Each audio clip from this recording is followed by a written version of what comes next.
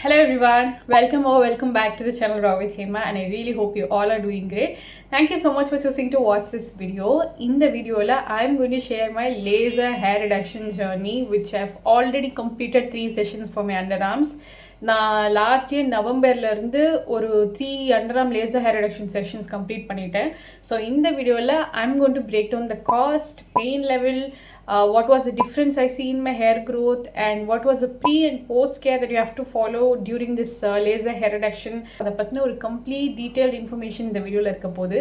So if you are new to the channel, don't forget to subscribe the channel and also பக்கத்தில் இருக்க bell icon click பண்ணுங்க so that you will get notification every time I upload a new video.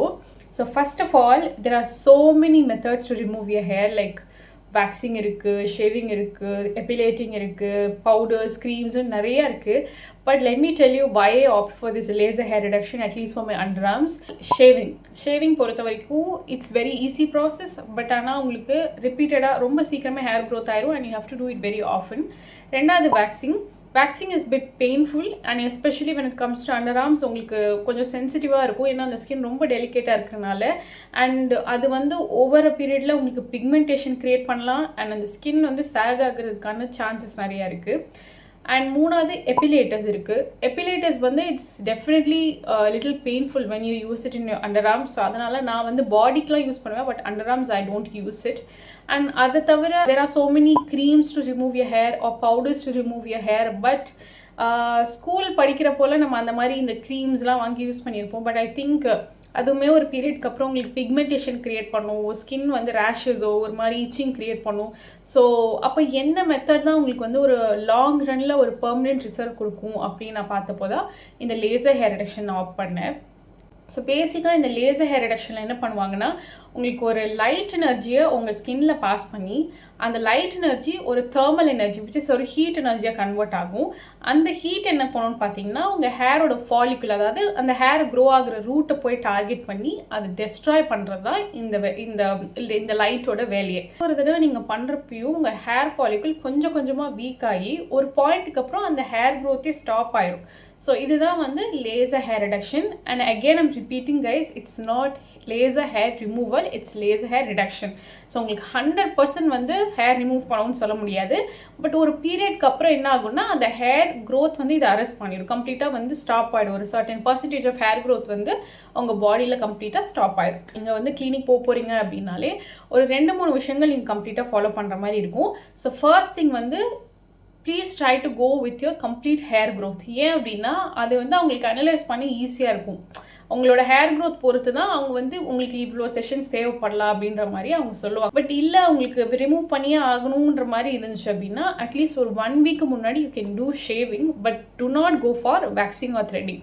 கம்ப்ளீட்டாக நீங்கள் plug பண்ணிட்டீங்க R நீங்கள் wax பண்ணிட்டீங்க அப்படின்னா உங்களுக்கு ஹேரே அந்த இடத்துல இருக்காது. அப்போது அந்த இடத்துல ட்ரீட்மெண்ட் பண்ணுறது it's no use, it will not be very effective. So அதனால் நீங்கள் கிளினிக் இன்னைக்கு போகிறீங்க அப்படின்னா 2-3 டேஸ்க்கு முன்னாடி வேணும்னா நீங்கள் ஷேவ் பண்ணிக்கோங்க, ஆர் அட்லீஸ்ட் 1 வீக் முன்னாடி ஷேவ் பண்ணிக்கோங்க. But don't go for this epilator, waxing or anything that pull your hair from the root. நான் இப்போது ஒடிசாவில் புவனேஸ்வர்ன்ற ஒரு சிட்டியில் இருக்கேன். ஸோ நான் இங்கே தான் ஒரு ஏஸ்தெட்டிக் கிளினிக்கில் வந்து இந்த லேசர் ஹேர் ரெடக்ஷன் செஷன்ஸ் எடுத்துகிட்டு இருக்கேன். ஸோ ஃபஸ்ட்டு நான் கிளினிக் போனப்போ என்னோட எக்ஸ்பீரியன்ஸ் என்னன்னு சொல்கிறேன். கிளினிக் போனோடனே ஃபஸ்ட்டு வந்து உங்களுக்கு ஒரு ஃபார்ம் மாதிரி கொடுப்பாங்க. அந்த ஃபார்மெட்டில் ஒரு கன்சர்ன் ஃபார்ம் மாதிரி. ஸோ நீங்கள் இப்போ கரண்ட்டாக என்ன ஸ்கின் கேர் ரிஜியூம் ஃபாலோ பண்ணிகிட்ருக்கீங்க, அண்ட் நீங்கள் ஏதாச்சும் ஸ்பெஷல் ட்ரீட்மெண்ட்ஸ் எடுத்துகிட்டு இருக்கீங்களா, இல்லை ஏதாச்சும் சப்ளிமெண்ட்ஸ் எடுக்கிறீங்களா, உங்களுக்கு ஹார்மோனல் இம்பேலன்ஸ் இருக்கா அப்படின்ற மாதிரிலாம் அந்த கன்சர்ன் ஃபார்மில் ஃபில் பண்ண சொல்லுவாங்க. ஸோ அதெல்லாம் ஃபில் பண்ணதுக்கப்புறம் அதை அனலைஸ் பண்ணிவிட்டு நமக்கு செஷன் வந்து போகலாமான்னு பார்ப்பாங்க. ஸோ ரெண்டாவது என்ன பண்ணுவாங்க அப்படின்னா உங்களோட ஹேரை கம்ப்ளீட்டாக செக் பண்ணுவாங்க. உங்கள் ஹேர் வந்து எவ்வளோ க்ரோத் இருக்குது, எவ்வளோ இன்டென்சிட்டி இருக்குது அப்படின்ட்டு பார்ப்பாங்க.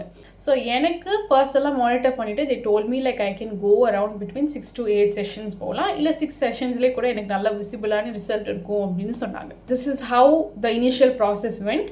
ஃபர்ஸ்ட் செஷன் போனப்போ என்ன பண்ணாங்க அப்படின்னா பெட்டில் நீங்கள் லே பண்ணதுக்கப்புறம் they shave your underarms again, ஒரு ஃபோம் மாதிரி அப்ளை பண்ணிவிட்டு ஈவன் நீங்கள் ஷேவ் பண்ணிகிட்டே வந்திருந்தா கூட they again shave it so that இந்த ரொம்ப மைன்யூட்டாக ஏதாச்சும் ஹேர்ஸ் இருந்தால் கூட அவங்க ரொம்ப மைன்யூட்டாக பார்த்து தே ரிமூவ் யுவர் ஹேர். ஸோ இந்த ஹேர் ரிமூவ் பண்ணதுக்கப்புறம் they'll give you one goggles. அவங்களும் ஒரு goggles போட்டிருப்பாங்க, உங்களுக்கும் வந்து ஐஸில் வந்து goggles கொடுத்துருவாங்க to protect your eyes from the laser light.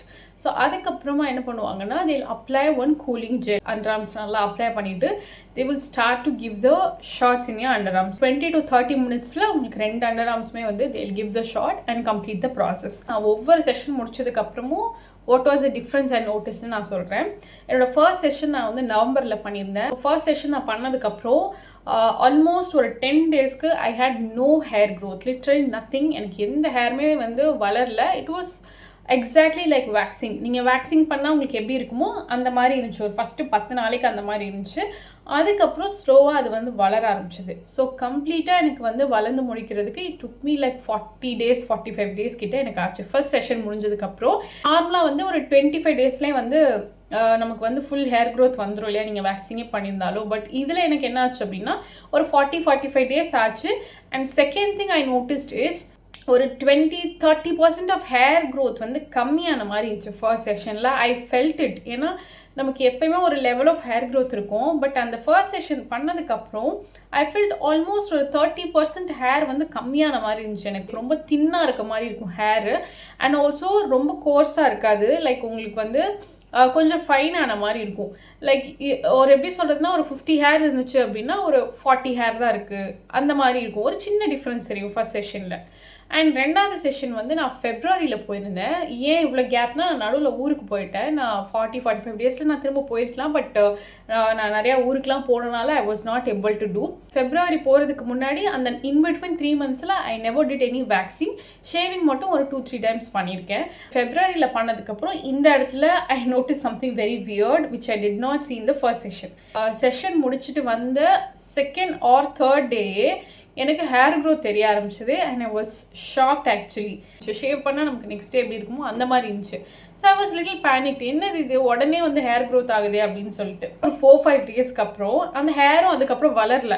என்னன்னு பார்த்தா நீங்கள் இப்படி லைட்டாக இப்படி நீங்கள் ரப் பண்ணிங்கன்னா அந்த ஹேர் வந்துடும். ஸோ அது என்னன்னா உள்ளே உங்களுக்கு நீங்கள் லேசர் பண்ணப்போ அந்த ஷார்ட்ஸ் கொடுத்தப்போ உங்களுக்கு ஷேவ் பண்ணிட்டு தான் கொடுப்பாங்க. ஸோ அப்போ அந்த ஸ்கின்னுக்கும் ரூட்டுக்கும் நடுவில் அந்த ஹேர் இருக்கு இல்லையா, ஸோ அந்த ஹேர்லாம் என்ன ஆக ஆரம்பிக்கும்னா வெளியில் வந்து கம்ப்ளீட்டாக ரிமூவ் ஆக ஆரம்பிக்கும். நீங்கள் அந்த டைமில் போயிட்டு திரும்ப நான் அதை ஷேவ் பண்ணுறேன் அப்படின்னா எதுவும் பண்ண வேணாம். அதை டிஸ்டர்பே நீங்கள் அதுக்கப்புறம் பண்ண வேணாம். அது ஆட்டோமேட்டிக்காகவே ஒரு 10 டேஸில் அது எல்லாமே வந்து போயிடும். இந்த செகண்ட் செஷனுக்கு அப்புறம் தான் I could see very big டிஃப்ரென்ஸ்னு சொல்லலாம்.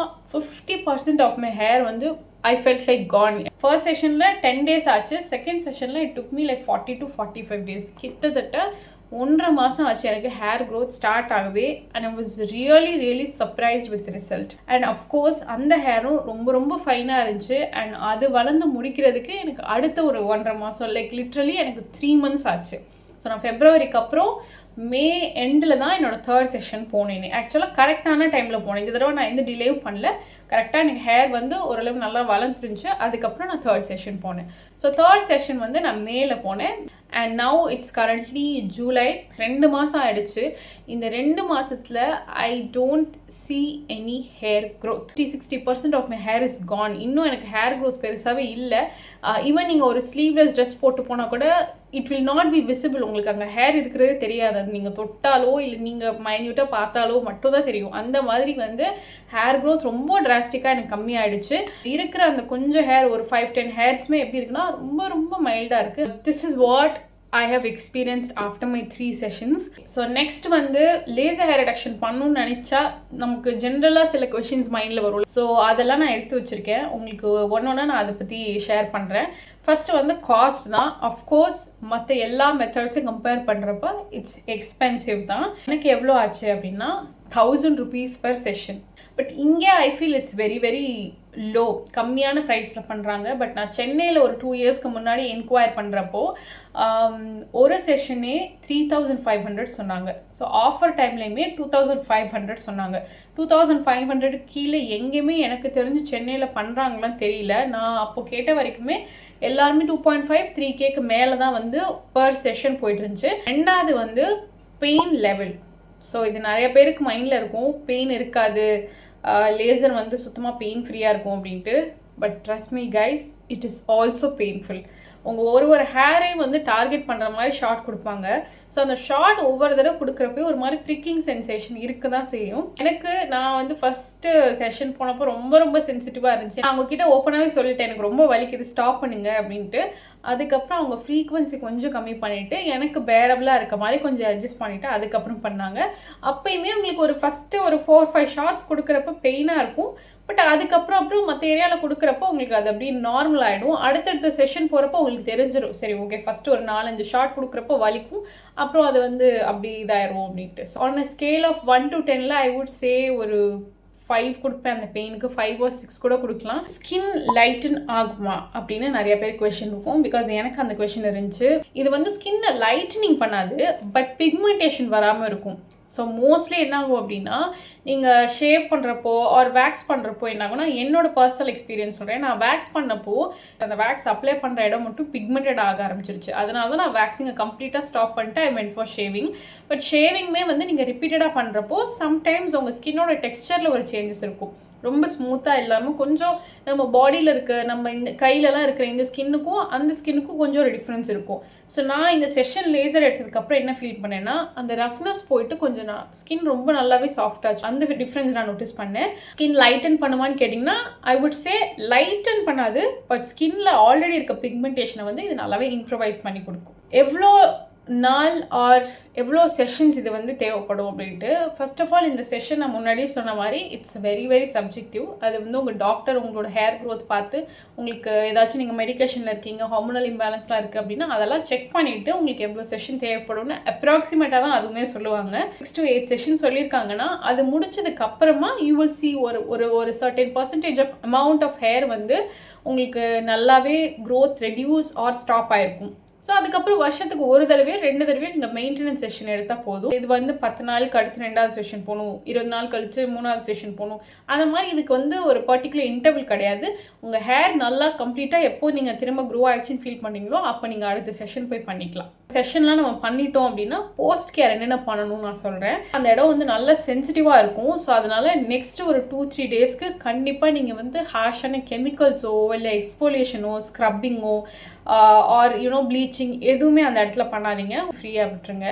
Second thing, definitely no for waxing, threading, tweezing எதுவுமே. நான் முன்னாடி சொன்ன மாதிரி அந்த குட்டியான ஹேர் வெளியில் வரும்னு சொன்னேன் இல்லையா, ஸோ அதை கூட ட்வீஸ் பண்ணிலாம் இழுக்காதீங்க, அது ஆட்டோமேட்டிக்காக அதுவே ஃபாலோ ஆஃப் ஆயிரும். அண்ட் தேர்ட் திங், கண்டிப்பாக நோ டு டியோட்ரன்ஸ். அடுத்த ஒரு 1 or 2 டேஸ்க்கு வந்து அந்த இடத்துல டியோட்ரன்ஸ் போடாதீங்க, ஆர் பர்ஃப்யூம் பாடி ஸ்ப்ரே எதுவுமே யூஸ் பண்ணாதீங்க. இல்லை நீங்கள் வெளியில் போகிறீங்க, உங்களுக்கு something you want for refreshing நினச்சிங்கன்னா இந்த AHA BHA கெமிக்கல் எக்ஸ்போலியேட்டர்ஸ்லாம் எதுவுமே இல்லாமல் ஒரு பிளெயினாக இருக்கிற மாதிரியான டியோட்ரன்ஸ் ஏதாச்சும் யூஸ் பண்ணிக்கோங்க. அண்ட் அஃப்கோர்ஸ் நீங்கள் ஸ்லீவ்லெஸ்லாம் வேர் பண்ணிவிட்டு வெளில போகிறீங்க அப்படின்னா முடிஞ்சளவு சன் எக்ஸ்போஷர் கம்மி பண்ணுங்கள். பட் இல்லை போய் தான் ஆகணுன்ற சுச்சுவேஷனில் SPF அப்ளை பண்ணிவிட்டு வெளில போங்க. This is a post care that you have to do if you are going to do the laser hair reduction. லாஸ்ட்டாக நம்ம வந்து லேசர் ஹேர் ரிடக்ஷன் பண்ணுறனால வர ப்ரோஸ் அண்ட் கான்ஸ் பார்க்கலாம். ஸோ ஃபர்ஸ்ட் பாசிட்டிவ் விஷயங்கள் ப்ரோஸ்னு பார்க்குறப்போ definitely you are going to have a very long lasting and permanent result. So இந்த லேசர் ஹேர் ரிடக்ஷன் மற்ற எந்த ஹேர் ரிடக்ஷன் எந்த மெத்தடில் இல்லாத ஒரு ரிசல்ட் வந்து உங்களுக்கு இது கொடுக்கும். அண்ட் சர்டன் பர்சன்டேஜ் ஆஃப் ஹேரை வந்து இது பெர்மனெண்ட்டாகவே க்ரோத்தை வந்து அரெஸ்ட் பண்ணுறதுனால உங்களுக்கு நல்ல ஒரு பெர்மனெண்ட் லாங் லாஸ்டிங் ரிசல்ட் இருக்கும். அண்ட் ரெண்டாவது, you will see the difference in the skin. உங்கள் ஸ்கின்னோட டெக்ஸ்சர் நல்லா இம்ப்ரூவைஸ் ஆகிருக்கும். If you are suffering with ingrown hair அப்படின்னா அந்த இன்க்ரோன் ஹேர் இல்லாமல் இது வந்து ஸ்கின்னை ரொம்ப ஸ்மூத்தாக சப்பிளாக ஆக்குறதுக்கு இந்த ப்ராசஸ் ரொம்ப ஹெல்ப்ஃபுல்லாக இருக்கும். முக்கியமான விஷயம் நான் வந்து இதில் சொல்லணும்னு நினச்சது, இட்ஸ் வெரி சேஃப். ஏன்னா நிறைய பேருக்கு நிறைய டவுட்ஸ் இருக்குது, இது நம்ம பண்ணால் வந்து இன்ஃபர்டில் ஆயிடுவோமா, கேன்சர் வரும், இந்த மாதிரிலாம் நிறைய மிஸ்கன்செப்ஷன்ஸ் இருக்குது. அதெல்லாம் எதுவும் கிடையாது. It's very safest method. ஏன்னா இது உங்களோட ஸ்கின்னோட அந்த ஹேர் ஃபாலிக்கிளில் மட்டும்தான் இதை டார்கெட் பண்ண போதே தவிர அதுக்குள்ளே இந்த லைட் எனர்ஜியால் பெனிட்ரேட் பண்ண முடியாது. அண்ட் கான்ஸ் அப்படின்னு பார்க்குறப்போ first thing, it's very expensive. நான் அண்டர்ஆர்முக்கு மட்டும்தான் இப்போதைக்கு பண்ணியிருக்கேன் இந்த cost. But if you want to do for your entire body அந்த மாதிரிலாம் இருந்துச்சு அப்படின்னா கண்டிப்பாக it's going to be very costly. ரெண்டாவது விஷயம், ஐ டோன்ட் நோ இது நிறைய பேருக்கு தெரியுமா தெரியல, இந்த லேசர் ஹேர் ரிடக்ஷன் யாருக்கு ரொம்ப எஃபெக்டிவாக ஒர்க் ஆகும் அப்படின்னா ஃபேர் ஸ்கின்ல இருக்கவங்களுக்கு நல்லா ஒர்க் ஆகும். இந்தியன் ஸ்கின் டோன், லெட்ஸே இந்த டஸ்கி, டார்க், டீப் ஸ்கின் டோனில் இருக்கவங்களுக்கு it may cause irritation or burns. ஏன் அப்படின்னா பேசிக்காக இந்த லைட் எனர்ஜி உங்களோட ஹேரில் இருக்க அந்த மெலனின் தான் டார்கெட் பண்ணுது. நம்ம ஸ்கின் டார்க்காக இருக்கனால ஆல்ரெடி அதில் கொஞ்சம் மெலனின் இருக்கும் இல்லையா, ஸோ அந்த மெலனினில் இது பட்டுச்சுன்னா நமக்கு ஸ்கின் பர்ன்ஸ் வரதுக்கான சான்சஸ் இருக்குது, இரிட்டேஷன் வரதுக்கான சான்சஸ் இருக்குது. நீங்கள் டாக்டர்கிட்ட கன்சல்ட் பண்ணிட்டு பண்ணலாம். அண்ட் மூணாவது விஷயம் வந்து நல்ல கிளினிக்கில் நல்ல ப்ராக்டிஸ் தெரிஞ்சவங்கள்ட்ட போயிட்டு இது நீங்கள் பண்ணுங்கள். உங்களுக்கு ஒழுங்காக ப்ராக்டிஸ் பண்ணாதவங்க பண்ணாங்கன்னா your skin might get irritated. ஏன்னா இந்த லேசர் ஹேர் ரிடக்ஷன் எவ்வளோ ஃப்ரீக்வன்சி கொடுக்கணும், எப்படி கொடுக்கணுன்றது எல்லாமே வந்து ரேண்டமாக கொடுத்தாங்க அப்படின்னா நம்ம ஸ்கின்ல பிக்மெண்டேஷன் தான் வரதுக்கு சான்சஸ் இருக்குது. ஸோ அதனால் நீங்கள் சூஸ் பண்ணுற கிளினிக் வந்து ஒரு ஆத்தென்டிகேட்டட் வெரிஃபைடான கிளினிக்கான்னு பார்த்துக்கோங்க. அண்ட் அவங்க என்ன மாதிரி மிஷின் யூஸ் பண்ணுறாங்க அது எல்லாமே வந்து ஒன்ஸ் செக் பண்ணிக்கோங்க. Finally I wanted to say that if you ask me if I continue rest of my sessions அப்படின்னா எஸ், நான் வந்து என்னோட ரெஸ்ட் ஆஃப் த செஷன்ஸையும் சேம் அதே கிளினிக்கில் தான் பண்ண போகிறேன். And I am hoping to finish it soon because அந்த ரிசல்ட்ஸ் எனக்கு ரொம்ப ரொம்ப பிடிச்சிருக்கு. And I would definitely recommend you people also to experience this once. That's it for the video, guys. I hope you find this video helpful. If you find this video helpful, please do like the video and share this video with your friends and family. Stay tuned for my next video. Bye, guys.